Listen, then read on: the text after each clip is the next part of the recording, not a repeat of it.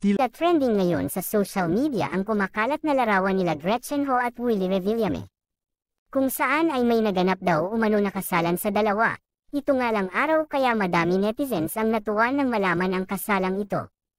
Matatandaan ito lamang kamakailan ay kumalat ang balitang pag-propose ng kasal ni Willie Revillame kay Gretchen Ho, bagay na kinakiligan ng lahat ng kanilang tagahanga at taga-suporta. Ayon pa sa mga netizens ay ginawa umano na secret wedding ito ng dalawa upang hindi na kumalat at pag-usapan pa ang bagay na ito.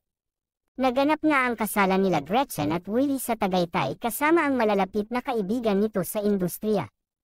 Dagdag pa ni Gretchen na masayang-masaya ito dahil hindi niya lubos akalain na mangyayari ito sa kanyang buhay. Sa pagkakataon ito nagpapasalamat naman ang dalawa sa lahat ng sumusuporta mula pa nung una hanggang dulo.